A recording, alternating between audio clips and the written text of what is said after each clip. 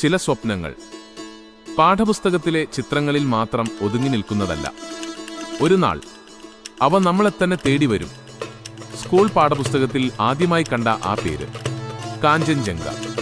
അന്നതൊരു വെറും ചിത്രം മാത്രമായിരുന്നു. പക്ഷേ ഇന്ന് ആ ചിത്രം എൻ്റെ മുന്നിൽ യാഥാർത്ഥ്യമായി നിൽക്കുകയാണ്. ബോർഡറിലെ ഡ്യൂട്ടിക്കിടയിൽ കിട്ടിയ ഒരു ചെറിയ ഇടവേള. പക്ഷേ ആ ഒരു ദിവസം ജീവിതകാലം മുഴുവൻ സൂക്ഷിക്കാനുള്ള മനോഹരമായൊരു അനുഭവമായി മാറുമെന്ന് അന്ന് കരുതിയില്ല. പുലർച്ചെ 3 മണിക്ക് യാത്ര തുടങ്ങി. ലക്ഷ്യം ടൈഗർ ഹിൽ. ഇരുട്ടിനെ കീറിമുറിച്ച് മുന്നേറുന്ന പാതകൾ, തണുത്തുവിറങ്ങലിച്ച കാറ്റ്, ഓരോ വളവും ഒരു പുതിയ പ്രതീക്ഷയായിരുന്നു. ഒടുവിൽ ടൈഗർ ഹില്ലിന്റെ മുകളിലെത്തി. അവിടെ കണ്ട കാഴ്ച വാക്കുകൾക്ക് വിവരിക്കാൻ കഴിയാത്തത്ര അവിശ്വസനീയമായിരുന്നു. ഒരു വശത്ത് സൂര്യൻ പതിയെ ഭൂമിയെ ഉണർത്താൻ തുടങ്ങുന്നു. മറുവശത്ത് ആദ്യ സൂര്യകിരണങ്ങൾ തട്ടിയപ്പോൾ മഞ്ഞുപുതച്ച ഹിമാലയൻ പർവ്വതനിരകൾ സ്വർണ്ണനിറത്തിൽ തിളങ്ങാൻ തുടങ്ങി. ആ നിമിഷം സമയം പോലും അവിടെ നിശ്ചലമായതുപോലെ തോന്നി. കണ്ണുകൾ കൊണ്ട് കണ്ടാലും മതിയാകാത്ത സൗന്ദര്യം. ആ നിമിഷങ്ങൾ ക്യാമറയിലും പകർത്തിവെച്ചു.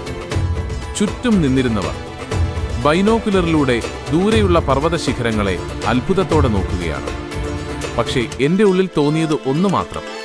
പുസ്തകത്തിൽ കണ്ട ഒരു ചിത്രം ഇന്നെന്റെ കണ്ണുകൾക്ക് മുന്നിൽ ജീവനോടെ നിൽക്കുന്നു. അവിടെ നിന്ന് യാത്ര വീണ്ടും തുടർന്നു.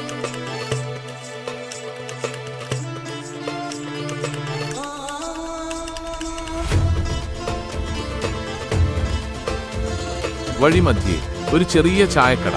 തണുപ്പിൽ വിറയ്ക്കുമ്പോൾ ലഭിച്ച ആ ചൂട് ചായ, അതിന്റെ രുചി യാത്രയുടെ സന്തോഷം ഒന്നുകൂടി ഇരട്ടിയാക്കി. അതിനുശേഷം പച്ചപുതച്ച തേയിലത്തോട്ടങ്ങളുടെ നടുവിൽ കുറച്ചുനേരം. അവിടുത്തെ നിശബ്ദത, കാറ്റിന്റെ മർമ്മരം, പച്ചപ്പിന്റെ വശ്യത, ഒന്നും പറയാതെ തന്നെ മനസ്സിനെ ശാന്തമാക്കുന്ന അനുഭവം. ചില യാത്രകൾ ദൂരം അളക്കാൻ വേണ്ടിയല്ല, മനസ്സ് നിറയ്ക്കാൻ വേണ്ടിയാണ്. തിരിച്ചുള്ള യാത്രയും തുടങ്ങി. പക്ഷെ മടങ്ങിയത് ശരീരം മാത്രമായിരുന്നു.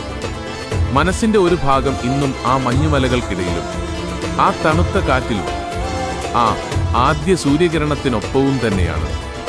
കാരണം ചില കാഴ്ചകൾ ക്യാമറയിൽ മാത്രം പതിയില്ല. അവ ജീവിതകാലം മുഴുവൻ ഹൃദയത്തിൽ പതിഞ്ഞിരിക്കും.